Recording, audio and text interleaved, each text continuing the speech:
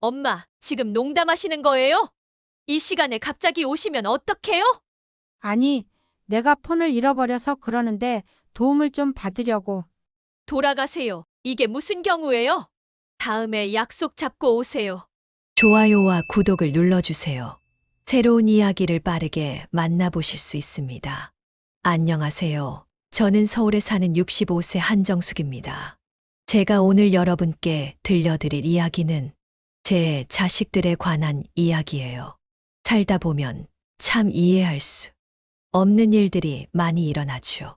특히나 자식들이 커서 다 출가하고 나면 부모 자식 간에도 서로를 이해하기가 더 어려워지는 것 같아요. 제가 살고 있는 아파트는 서울 변두리에 있는 오래된 임대 아파트예요. 남편과는 5년 전에 사별하고 혼자 살고 있죠.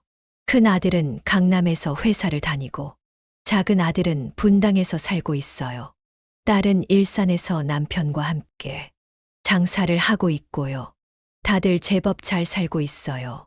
저야 늘 그렇듯 연금으로 살아가는 평범한 노인이죠. 그날도 평소와 다름없는 겨울날이었어요. 아침부터 찬바람이 매섭게 불었죠. 제가 막 점심 설거지를 끝내고 TV를 보려는데 갑자기 초인종이 울렸어요. 문을 열어보니 큰 며느리가 서 있더라고요. 손에는 4살 된 손주 민준이를 데리고 왔더군요. 어머님, 죄송한데 급한 일이 생겼어요. 민준이 좀 봐주실 수 있으세요? 며느리의 목소리에는 다급함이 묻어 있었어요. 저야 손주 보는 게 좋으니까 흔쾌히 승낙했죠. 그런데 이게 웬일인가요? 며느리가 가방을 내려놓더니 저녁 때쯤 데리러 올게요 라는 말만 남기고 후다닥 가버리는 거예요. 평소에도 이런 일이 종종 있었어요. 큰 며느리는 급하다는 핑계로 손주를 맡기고 가버리곤 했죠. 작은 며느리도 마찬가지고요. 딸은 또 어떻고요? 자기 일이 바쁘다며 손주들을 데려다 놓곤 했어요. 저야 손주들이 예쁘니까 봐주는 게 힘들진 않았지만 그래도 이렇게 불쑥불쑥 찾아와서 맡기고 가는 건 좀 예의가 아닌 것 같더라고요. 그날도 저는 손주와 하루를 보냈어요. 민준이랑 점심도 먹고 장난감도 가지고 놀고 동화책도 읽어주면서요. 그런데 문제는 그날 저녁에 일어났어요. 제 핸드폰을 잃어버린 거예요. 아마도 민준이랑 놀다가 어디 떨어뜨린 모양이에요. 집안을 샅샅이 뒤져봐도 보이지가 않았어요. 보통 같았으면 큰일도 아니었겠지만 그날은 달랐어요. 제가 기다리고 있던 중요한 전화가 있었거든요. 바로 병원에서 오는 검사 결과 연락이었어요. 의사 선생님이 오늘 저녁에 꼭 연락하겠다고 하셨는데 이렇게 폰을 잃어버리면 어떡하나 싶어서 정말 발만 동동 구르고 있었죠. 저는 결국 큰 아들 집으로 가기로 했어요. 아들한테 제 상황을 설명하고 폰으로 병원에 전화 좀 해달라고 부탁하려고요. 밤 8시쯤이었나요? 추운 날씨에 버스를 타고 강남으로 향했어요. 아들 집은 큰 아파트 단지에 있었는데 경비 아저씨한테 신분증 보여주고 겨우 들어갔죠. 층수도 높은데 엘리베이터를 타고 올라가면서도 저는 계속 마음이 조마조마했어요. 그런데 그 조마조마한 마음이 곧 현실이 되고 말았죠. 초인종을 누르자 문이 살짝 열리더니 며느리의 얼굴이 보였어요. 어머님, 이 시간에 갑자기 오시면 어떡해요? 저희 이제 막 저녁 먹으려고 하는데. 며느리의 말투는 불편함을 감추지 못하고 있었어요. 저는 급한 마음에 사정을 설명하려 했죠. 아니, 내가 폰을 잃어버려서 그러는데 도움을 좀 받으려고. 그런데 그 말이 채 끝나기도 전에 며느리가 말을 자르더군요. 어머님, 저희도 지금 약속이 있어서요. 다음에 미리 연락하고 오세요. 그리고는 쾅 하고 문이 닫혔어요. 저는 그 자리에 그대로 얼어붙었죠. 아침에는 불쑥 와서 손주를 맡기더니 정작 제가 급한 일이 있어서 찾아가니까 이럴 수가 있나 싶었어요. 그날 밤 저는 한참을 추운 길거리를 걸었어요. 발걸음이 떨어지지 않더라고요. 제가 키워놓은 자식이 그것도 매일 아침마다 전화해서 어머님 오늘 건강하세요라고 안부 인사하던 그 아들의 집에서 이런 대접을 받을 줄은 꿈에도 몰랐죠. 하는 수 없이 작은 아들 집으로 가봐야겠다고 마음 먹었어요. 분당까지 가려면 시간이 좀 걸리긴 하지만 그래도 작은 아들이라면 달랐을 거예요. 작은 아들은 늘 엄마, 우리가 효도하는 게 당연한 거지라며 웃던 아이였거든요. 지하철을 타고 분당으로 향하는 동안 저는 계속 불안했어요. 이미 밤 9시가 넘어가고 있었거든요. 하지만 어쩔 수 없었어요. 검사 결과가 너무 궁금했고 혹시라도 나쁜 소식이면 어떡하나 하는 걱정도 됐죠. 그동안 제가 몸이 안 좋다는 걸 자식들한테 말하지 않았거든요. 걱정할까 봐요. 작은 아들의 아파트에 도착했을 때는 이미 밤 10시가 다 되어가고 있었어요. 주위에 온몸이 얼어붙는 것 같았지만 그래도 희망이 있었죠. 작은 아들이라면 분명 이해해 줄 거라고 생각했으니까요. 엘리베이터를 타고 올라가는 동안 제 심장은 마구 뛰었어요. 이번에는 꼭 잘 되기를 바라면서요. 하지만 현관문 앞에 서자마자 안에서 들리는 시끌벅적한 소리에 제 마음이 또 철렁 내려앉고 말았어요. 용기를 내서 초인종을 눌렀죠. 잠시 후 문이 열리고 작은 며느리가 나왔어요. 그런데 이게 무슨 일일까요? 며느리는 파티복 차림이었고 안에서는 여러 사람들의 웃음소리가 들렸어요. 어머님, 지금 저희 친구들이랑 홈파티 중인데. 며느리의 말투에서 당혹감이 묻어났어요. 저는 얼른 상황을 설명하려 했죠. 미안하다. 내가 급해서 그러는데 폰을 잃어버려서. 그런데 이번에도 말이 채 끝나기도 전에 작은 아들이 나와서는 어머니, 이렇게 갑자기 오시면 안 되죠? 저희도 생활이 있고 일정이 있는데 다음에 미리 약속하고 오세요. 또다시 문이 닫혔어요. 이번에는 더 세게, 더 차갑게요. 저는 그 자리에서 한동안 움직일 수가 없었어요. 제 두 다리가 후들후들 떨렸거든요. 아니, 몸이 떨린 게 아니라 제 마음이 떨렸던 것 같아요.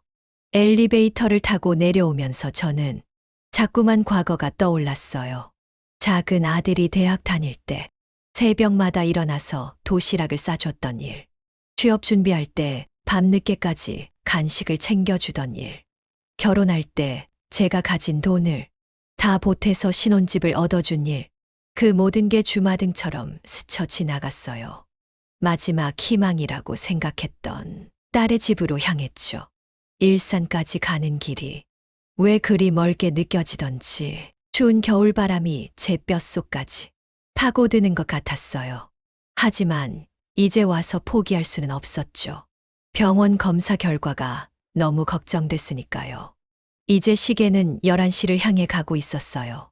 버스에서 내려 딸네 가게 쪽으로 걸어가는데 문득 제가 얼마나 한심한 처지인가 하는 생각이 들더라고요. 자식들 셋을 키워놨는데 하필 이런 날 하나도 의지할 데가 없다니. 그래도 딸이니까 딸은 다를 거라고 믿었어요. 얼마 전에도 엄마, 우리 엄마가 최고야. 난 엄마처럼 살고 싶어 라고 말하던 제 딸이잖아요.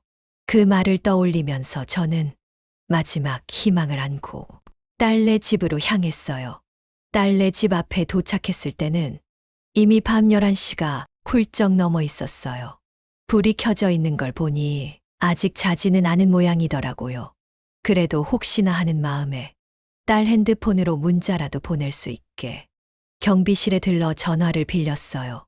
딸 엄마인데 잠깐 나와줄 수 있니? 떨리는 마음으로 문자를 보냈죠. 곧바로 답장이 왔어요.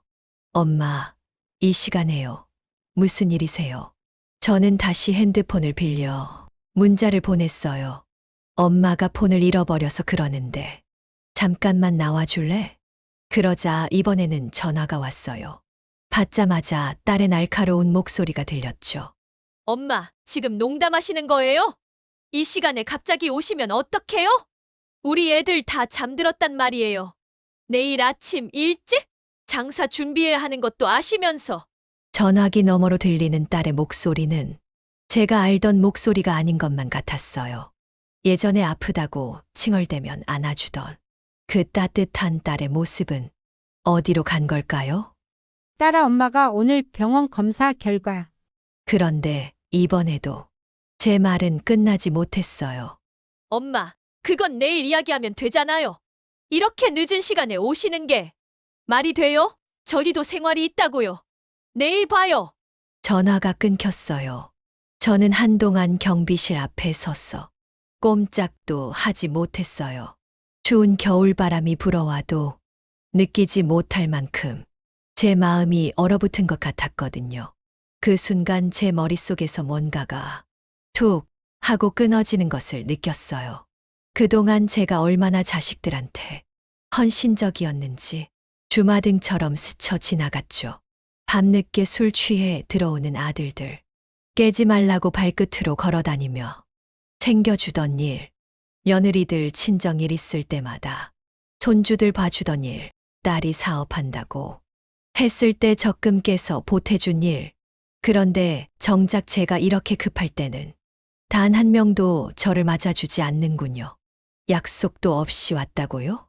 그럼 아침에 손주 맡기러 올 때는 약속하고 왔나요?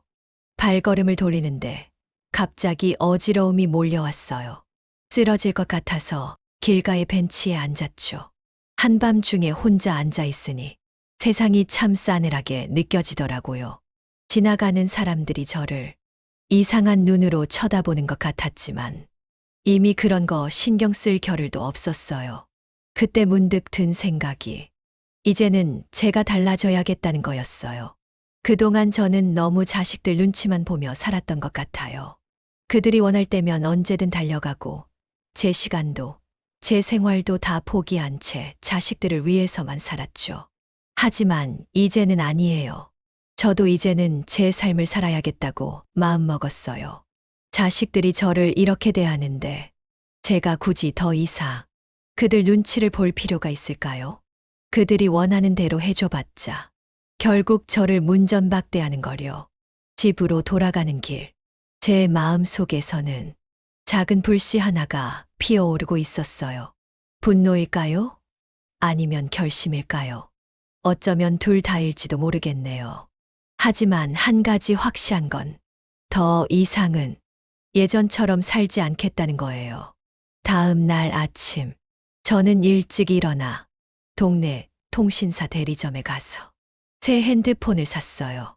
다행히 병원에서는 큰 문제가 없다는 결과를 문자로 보내줬더라고요. 하지만 그게 중요한 게 아니었어요. 이제 제 마음 속에는 다른 생각으로 가득 차 있었거든요. 핸드폰을 새로 개통하고 나서 첫 번째로 한 일이 뭔지 아세요? 바로 자식들 번호를 차단했어요. 이제는 제가 원할 때만 연락하기로 한 거죠. 그리고 그들이 그토록 중요하게 생각하는 약속이라는 걸 저도 꼭 지키기로 했어요. 일주일쯤 지났을까요? 예상대로 큰 며느리한테 전화가 왔어요. 차단을 풀어두었더니 금세 연락이 온 거죠.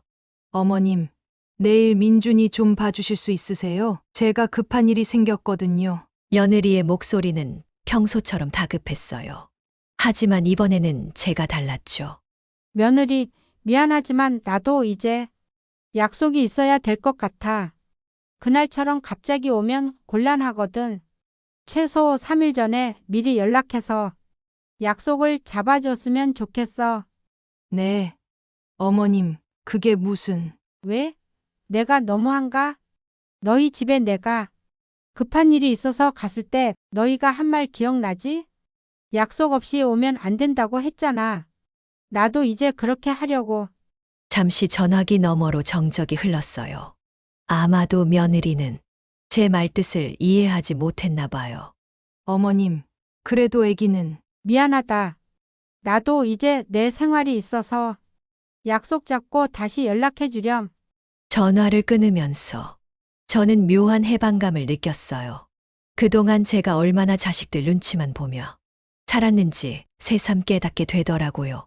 그 다음은 작은 며느리 차례였어요. 이틀 뒤에 전화가 왔네요. 어머님, 내일 저희 집에서 애들 좀 봐주실 수 있으세요? 제가 친구들이랑 약속이 있어서. 아이고, 그날 홈파티 할 때처럼 나도. 이제 친구들이랑 약속이 많아서 최소 일주일 전에 미리 연락해줘야 시간 맞출 수 있을 것 같네. 그래도 어머님 그러시면. 왜? 너희 집에 늦은 밤에 찾아갔을 때 너희가 한 말 있잖아. 서로 생활이 있다면서. 나도 이제 그 말에 동의하게 됐어. 이번에도 전화기 너머로 한동안 말이 없더라고요. 그러다 며느리가 조심스럽게 물었어요. 혹시 그날 일 때문에 그러시는 거예요? 아니야, 그냥 나도 이제 규칙적인 생활을 하고 싶어서 약속 잡고 다시 연락해주면 좋겠어. 이렇게 말하고 전화를 끊으니 가슴이 뻥 뚫리는 것 같더라고요. 그동안 제가 얼마나 많은 것들을 참아왔는지 그제야 실감이 났어요. 마지막으로 딸이 연락을 했어요. 역시나 아이들 때문이었죠. 엄마, 내일 애들 학교 행사가 있어서 장사를 못 하는데 애들 좀 봐주실 수 있으세요? 딸아, 미안한데 엄마도 이제 새벽부터 준비해야 하는 일이 생겼어. 너처럼 나도 이제 바빠졌거든. 엄마, 그게 무슨 말씀이세요? 그날 밤에 내가 한 말 기억나니? 새벽부터 장사 준비한다고 했잖아. 나도 이제 그렇게 바쁜 사람이 됐어. 그렇게 일주일이 지나고 자식들의 반응이 달라지기 시작했어요. 처음에는 제가 왜 이러나 싶어 어리둥절해 하더니 점점 자신들이 저지른 실수를 깨닫는 것 같았죠. 큰 아들이 먼저 찾아왔어요. 퇴근 시간에 맞춰서 제 집 앞에 나타났더라고요. 어머니, 제가 잠시 들어가도 될까요? 어머, 이렇게 갑자기? 약속도 없이? 제가 이렇게 말하자 큰 아들의 얼굴이 붉어졌어요. 그래도 저는 계속 현관문 앞에 서서 그를 바라봤죠. 죄송합니다. 제가 너무 못났습니다. 그날 어머니께서 급하게 찾아오셨을 때 저희가 얼마나 몰인정하게 굴었는지 이제야 깨달았습니다. 아들의 목소리가 떨리고 있었어요. 하지만 저는 쉽게 마음을 열지 않았죠. 아들아, 너희 말대로 서로 약속을 지키면서 살아야지. 다음에 미리 연락하고 와주면 좋겠다. 어머니, 아들의 눈에 눈물이 고이는 게 보였어요. 솔직히 저도 마음이 아팠죠. 하지만 이번만큼은 제 원칙을 지켜야 했어요. 그리고 며느리한테도 전해줘. 앞으로 손주 맡길 일 있으면 미리 연락하라고. 나도 이제 내 시간이 소중하거든. 그 말을 하고 문을 닫았어요. 닫힌 문 너머로 아들이 한참을 서 있다 발걸음을 돌리는 소리가 들리더라고요. 다음 날은 작은 아들 부부가 찾아왔어요. 이번에는 미리 문자로 연락은 했더라고요. 어머님, 저희가 정말 죄송합니다. 그날 홈파티 때문에 어머님을 그렇게 내치다니 저희가 제정신이 아니었던 것 같아요. 작은 아들이 눈물을 글썽이며 말했어요. 작은 며느리도 고개를 푹 숙이고 있었고요. 괜찮아, 나도 이제 알았으니까. 서로 바쁘고 서로 생활이 있다는 걸.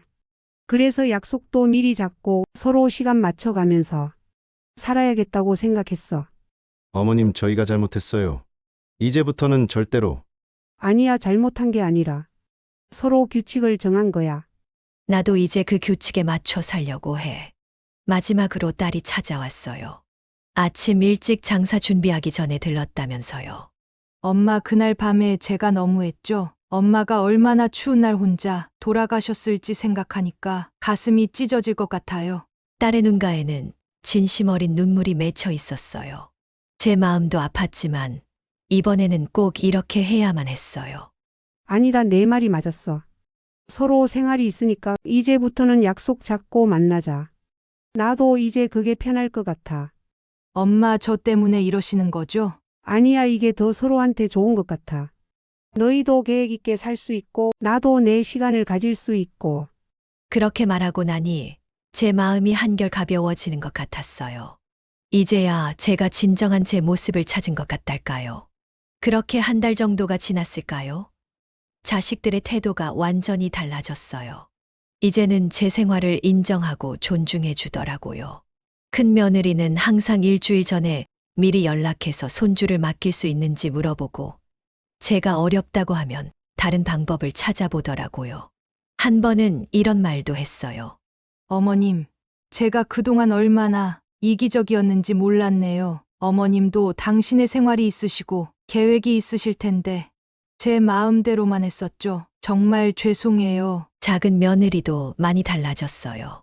이제는 제가 시간이 될 때만 손주를 맡기고 대신 주말에는 아이들과 함께 제 집에 와서 반찬도 만들어주고 이야기도 나누곤 해요.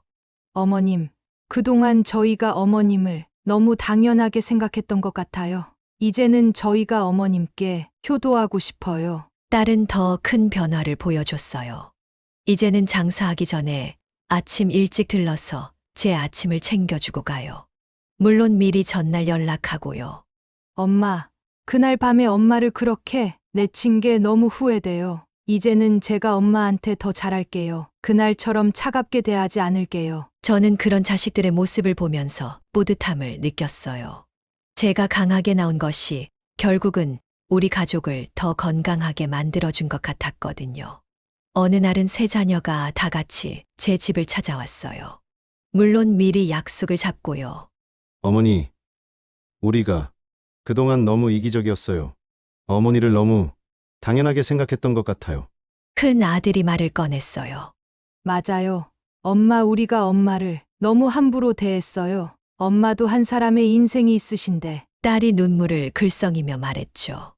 어머님, 이제부터는 저희가 달라질게요. 어머님의 시간도 생활도 모두 존중하면서 작은 아들도 진심을 담아 이야기했어요. 그날 저녁 우리는 오랜만에 가족 식사를 했어요. 며느리들이 음식을 준비하고 손주들은 제 곁에서 제잘제잘 떠들었죠. 할머니, 이제 우리가 미리 약속하고 올게요. 그치만 자주 보고 싶어요. 손주들의 순수한 말에 저도 마음이 따뜻해졌어요. 그래, 우리 손주들. 할머니도 너희들이 보고 싶을 때마다 볼 수 있어서 더 좋아. 식사를 마치고 자식들이 돌아갈 때 제 마음은 한없이 푸근했어요. 제가 한 선택이 결국은 우리 가족을 더 단단하게 만들어준 것 같았거든요. 이제 우리 가족은 서로의 생활을 존중하면서도 더 깊은 사랑을 나누게 됐어요. 급할 때는 서로 도와주되 각자의 시간과 공간도 인정해주면서요. 그렇게 시간이 흐르면서 저의 일상도 많이 달라졌어요. 이제는 제 시간을 온전히 제 것으로 만들 수 있게 됐거든요. 아침에 일어나면 공원을 한 바퀴 돌고 점심때는 복지관에서 기타도 배우고 저녁에는 동네 친구들과 산책도 하면서요. 특히 매주 수요일마다 하는 기타 수업이 제일 즐거워요. 처음에는 손가락이 잘 안 움직여서 힘들었는데 이제는 제법 곡도 칠 수 있게 됐어요. 얼마 전에는 복지관 발표회에서 손주들 앞에서 공연도 했답니다. 할머니, 기타 치는 거 진짜 멋있어요. 저도 나중에 할머니처럼 기타 배우고 싶어요. 손주들이 이렇게 말해줄 때면 제 가슴이 뿌듯해져요. 이제는 할머니가 손주들을 위해 존재하는 것이 아니라 할머니도 자신만의 삶이 있다는 걸 보여줄 수 있게 된 것 같아서요. 자식들도 이런 제 모습을 보면서 더 많이 달라졌어요. 이제는 제가 하는 활동들을 응원해주고 때로는 참여하기도 해요. 지난주에는 딸이 기타 발표회에 와서 동영상도 찍어주고 꽃다발도 준비해줬어요. 엄마, 이렇게 행복해 하시는 모습을 보니까 저도 기뻐요. 큰 아들은 이제 주말마다 정기적으로 방문하기로 했어요. 물론 미리 약속을 잡고요. 한 번은 이런 말을 하더라고요. 어머니, 제가 그동안 많이 어리석었어요. 어머니께서 저희를 위해 평생을 바치셨는데 저희는 어머니의 남은 인생을 전혀 생각하지 않았네요. 작은 아들 부부는 더 특별한 변화를 보여줬어요. 이제는 한 달에 한 번 온 가족이 모이는 날을 정했거든요. 어머님, 이제는 저희가 어머님 스케줄에 맞춰드릴게요. 어머님께서 편한 날짜를 정해주시면 저희가 맞출게요. 이런 변화들이 쌓이다 보니 우리 가족의 관계가 전보다 훨씬 더 돈독해진 것 같아요. 예전에는 자식들이 필요할 때만 연락하고 저는 그저 그들의 필요를 채워주기 바빴잖아요. 하지만 지금은 서로를 한 사람의 인격체로 존중하면서 만나고 있어요. 가끔 동네 친구들이 물어보곤 해요. 정숙 씨, 요즘 얼굴이 참 좋아 보여요. 비결이 뭐예요? 그러면 저는 이렇게 대답해요. 이제야 진정한 나의 삶을 살게 된 것 같아요. 자식들도 변했고 저도 변했어요. 서로를 더 이해하게 된 거죠. 저는 요즘 일기를 쓰기 시작했어요. 매일 밤 자기 전에 그날 있었던 일들을 기록하는 거예요. 어제는 이런 내용을 썼죠. 오늘은 큰며느리가 미리 약속한 대로 아침 일찍 전화가 왔다. 다음 주 수요일에 민준이를 맡아줄 수 있느냐고. 하필 그날은 내가 기타 수업이 있는 날이라 못 본다고 했더니 며느리가 흔쾌히 이해해 주었다. 예전 같았으면 눈치를 주었을 텐데 이제는 내 일정을 존중해 주는 게 참 감사하다. 손주들도 많이 달라졌어요. 이제는 할머니한테 올 때 미리 약속을 잡는 게 습관이 됐나 봐요. 할머니, 다음 주 토요일에 시간 되세요? 저희가 찾아뵙고 싶은데. 이런 전화를 받을 때면 제 마음이 얼마나 따뜻해지는지 몰라요. 예전에는 그저 맡겨지기만 했던 아이들이 이제는 할머니의 시간을 존중하면서 찾아오니까요. 가끔은 제가 한 선택이 너무 강했던 건 아닐까 하는 생각도 들어요. 하지만 그게 아니었다는 걸 시간이 지날수록 더 확실히 알게 돼요. 때로는 사랑하는 사람들에게도 단호해질 필요가 있는 것 같아요. 그게 오히려 서로를 더 성장시키고 관계를 더 건강하게 만들어주니까요. 요즘은 복지관에서 만난 친구들이랑 매주 금요일마다 산책 모임을 해요. 다들 비슷한 나이대의 할머니들인데 서로의 이야기를 나누다 보면 시간 가는 줄 모르겠어요. 정숙 씨, 당신이 자식들한테 그렇게 했다는 게 참 대단해요.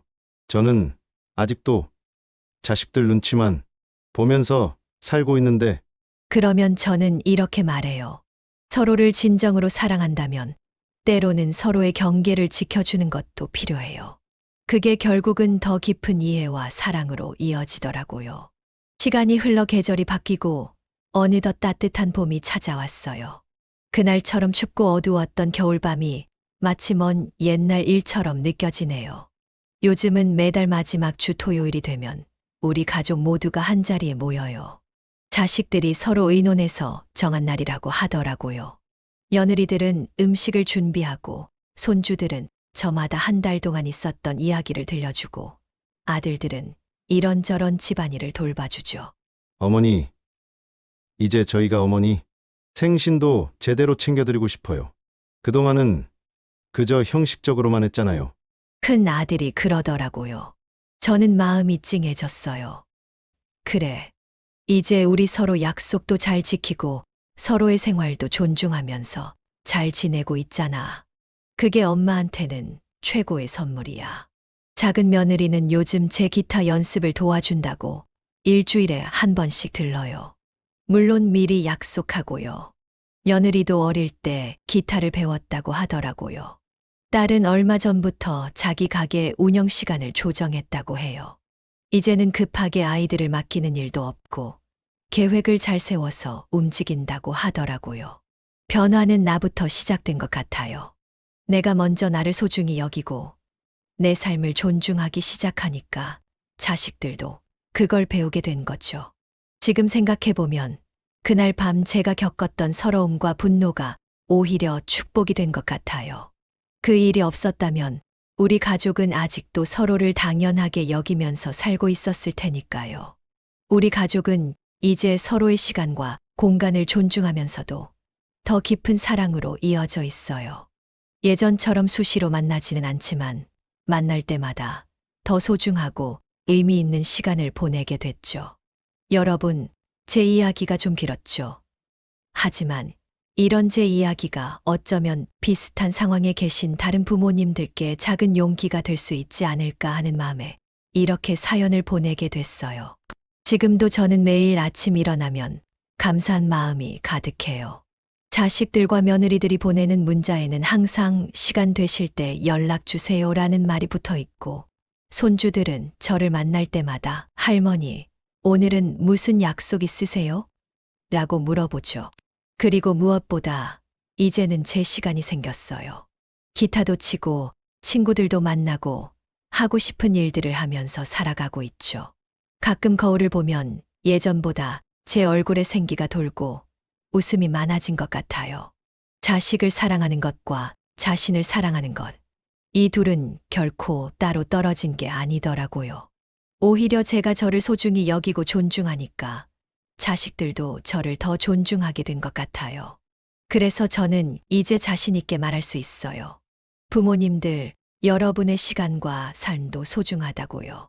자식들을 위해 자신을 희생하는 것이 능사는 아닌 것 같아요. 때로는 단호해질 필요도 있고 자신의 경계를 지킬 줄도 알아야 해요. 아, 그리고 제가 이 이야기를 들려드릴 수 있게 해주신 사연 읽어주는 라디오 채널에도 정말 감사드려요. 제 이야기를 들어주시는 여러분들께도 감사하고요.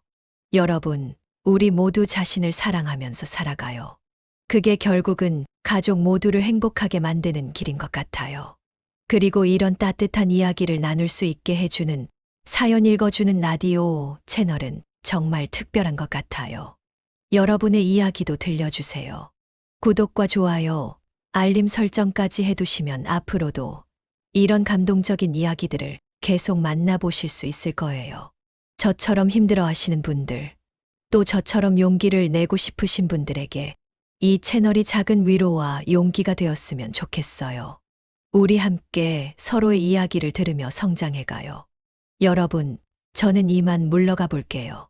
앞으로도 이 채널에서 더 많은 분들의 따뜻한 이야기를 들을 수 있기를 바라면서요. 여러분의 이야기도 기다리고 있을게요. 지금까지 들어주셔서 감사합니다.